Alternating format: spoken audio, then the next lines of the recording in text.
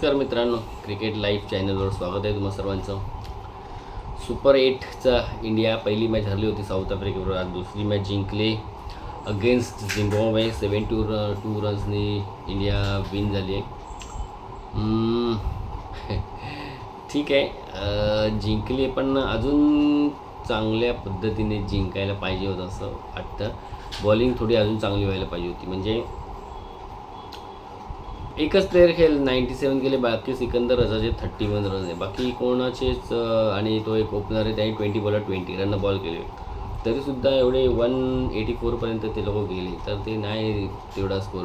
150 160पर्यंत ठीक होतं. या तर ऑल आऊट व्हायला पाहिजे होते किंवा 20 ओव्हरपर्यंत एवढा स्कोर त्या झिम्बाब्वेला करायला देते. अशा ज्या प्रकारची इंडियाची बॉलिंग आहे, पण ते नाही होऊ शकलं कारण वरुण चक्रवर्ती मला तशी विकेट मिळत नाही. एकच विकेट मिळाला आज त्याला, पण नाही विकेट मिळत आहे. त्या वरुण चक्रवर्तीकडून खूप अपेक्षा होती, 2-3 विकेट तरी घ्यायला पाहिजे. बुमराकडून होती, बुमराला देखील एक विकेट मिळेल. हां, पिच होतं तसं सपाट, बॉलरसाठी एवढं काही नव्हतं, पण पहिल्या 3 ओव्हर ह्याच्या हर्षदीपच्या वगैरे बघितल्या तर चांगला बॉल स्विंग होता त्याचा. त्यामुळे कधी कधी असं वाटतं की बुमराला मागे का ठेवतात. बुमराला आधीच ओपनिंग स्पेल द्यायला पाहिजे 2 ओव्हरचा तरी, तर तिथे विकेट काढण्याचे जास्त चान्स आहे. काय माहिती आहे, टीम मॅनेजमेंटनं असं ठरवलं आहे बुमराला मिडल म्हणजे पॉवर प्लेच्या नंतर किंवा काहीतरी. आज पॉवर प्लेमध्ये आला तो, 5वी ओव्हर टाकला त्यांनी,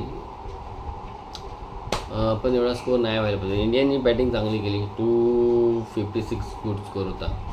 अजिबात वाटलं नाही की अजून व्हायला पाहिजे होता आणि एवढंच का झालं, तर ठीक होता स्कोर. टीममध्ये चेंजेस होते आणि हे चेंजेस गरजेचे होते खूप. संजू सॅमसन आला रिंकूच्या जागेवर. रिंकूचा फॉर्म तसं काही दिसत नव्हता आणि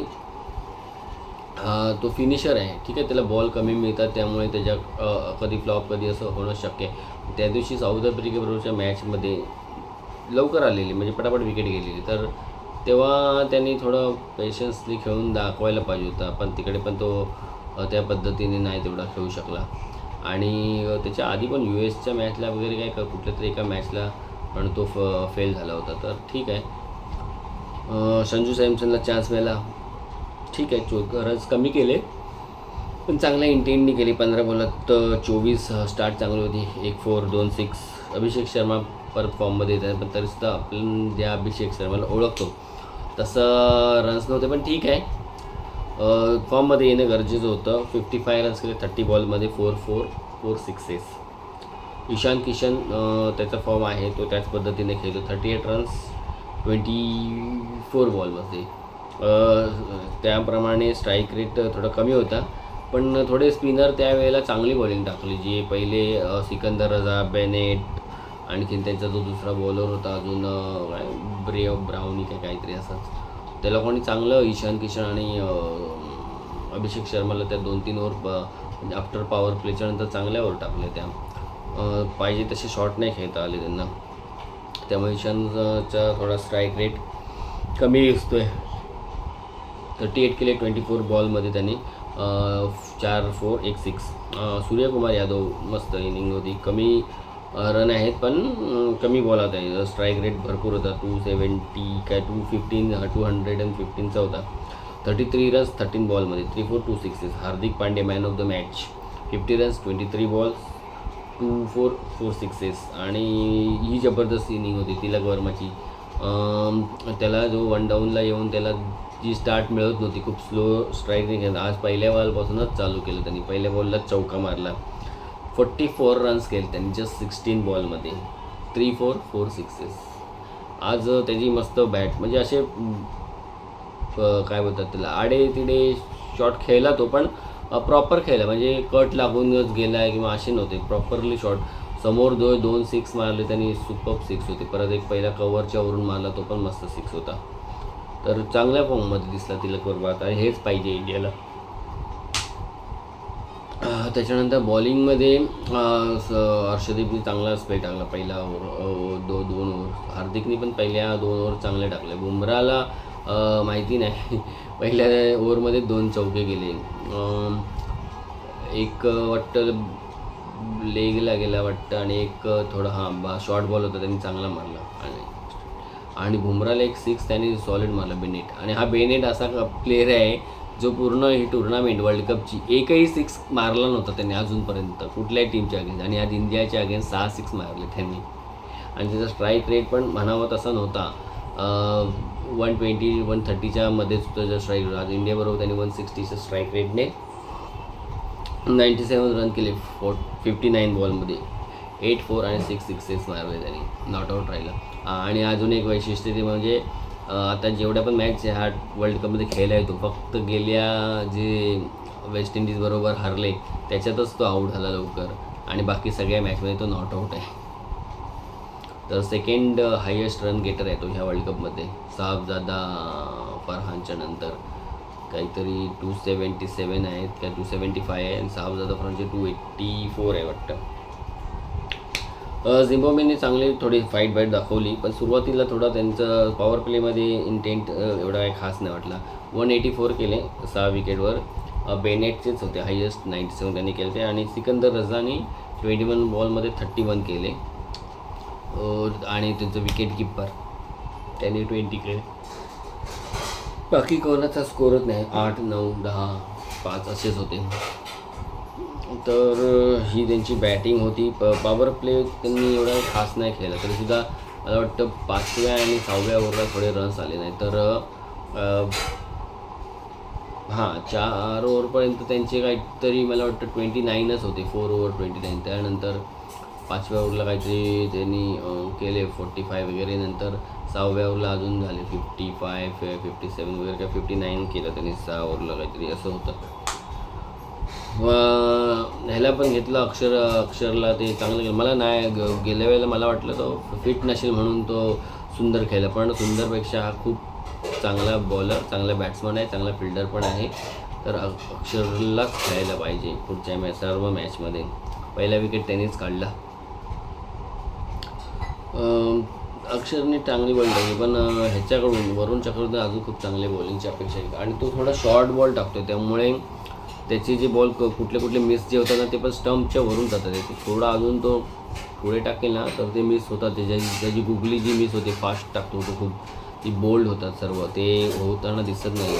तर थोडं त्यांनी ते कॉन्सन्ट्रेट केलं पाहिजे, आणि विकेट्स पाहिजे त्याच्याकडून खूप अपेक्षा. नंबर 1 बॉलर आहे T20चा, तर एक विकेट घेतो आहे तो प्रत्येक मॅचमध्ये, पण त्याच्याकडून 2-3 विकेट आणि 4 ओव्हरमध्ये 25 रन 30 रन असं ठीक आहे. आज 35 रन दिले, रन ओके होते, आणि पिच पण थोडं एवढं काय टर्निंग वगैरे नव्हतं, पण तरीसुद्धा त्याच्याकडे व्हरायटी आहे ना, फास्ट गुगली टाकतो, थोडासा लेग स्पिन करतो. तर बुमराचा थोडा बॅड लक होता, 2 यॉर्कर 2-3 चांगले पडले बुमराचे, विकेट नाही मिळाले, सॉरी.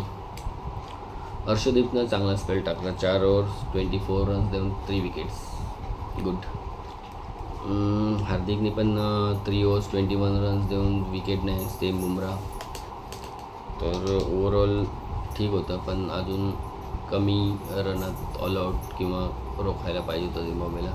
ठीक आहे, आता आपल्याला जर सेमीफायनलमध्ये जायचं असेल तर आता वेस्ट इंडिजबरोबर जी मॅच आहे ती जिंकणं गरजेचं आहे. ती किती फरकाने जिंकतो वगैरे त्यांनी काही एवढं होणार नाही, पण ती जिंकलो तर आपण सेमीफायनलला क्वालिफाय होऊ. जर वेस्ट इंडिज जिंकली तर ते लोक सेमीफायनलला क्वालिफाय होणार.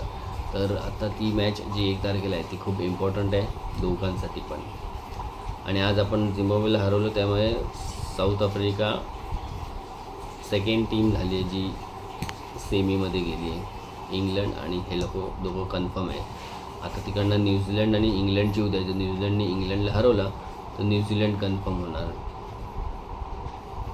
जर बाय चान्स न्यूझीलंड हरली आणि पाकिस्ताननी ह्यांना हरवलं श्रीलंकेला, पण चांगल्या रन रेटनी, तर पाकिस्तानसुद्धा होऊ शकते, पण त्याचे चान्सेस खूप कमी आहेत. तर लेट्स सी, बघू उद्या काय होतं ते.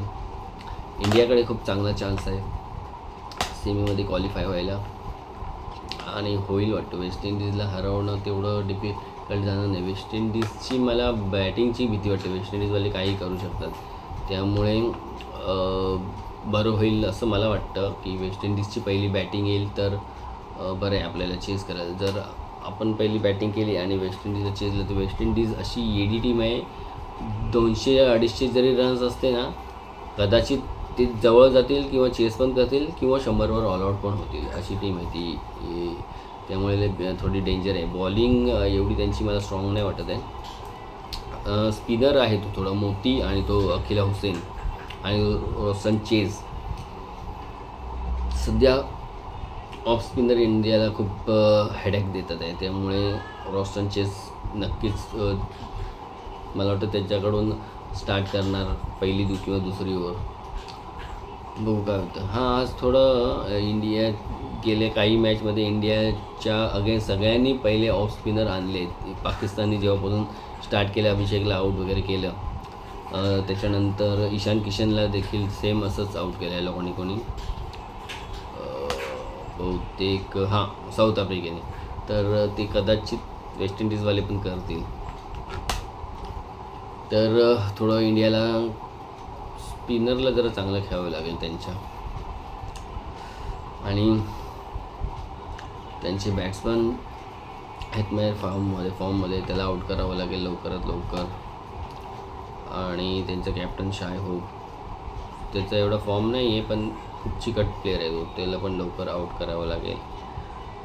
त्याच्यानंतर काय त्याचं नाव, होल्डर आणि तो शेमरॉन, ते खूप खतरनाक ऑलराऊंडर आहेत. येतात 6-7 वर, पण ते काय करतील त्या ह्याच्यामध्ये सांगू शकत नाही. त्यांची बॅट जर चांगली बॉलला लागली तर 2-3 ओव्हरमध्ये ते पूर्ण मॅचचं रुख बदलून टाकतील. तर थोडं इंडियाला होमवर्क करायला पाहिजे त्यांच्या विरुद्ध, चांगलं प्लॅनिंग करून.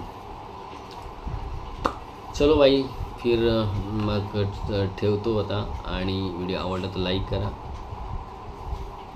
शेअर करा, सबस्क्राईब करायला विसरू नका. थँक्यू.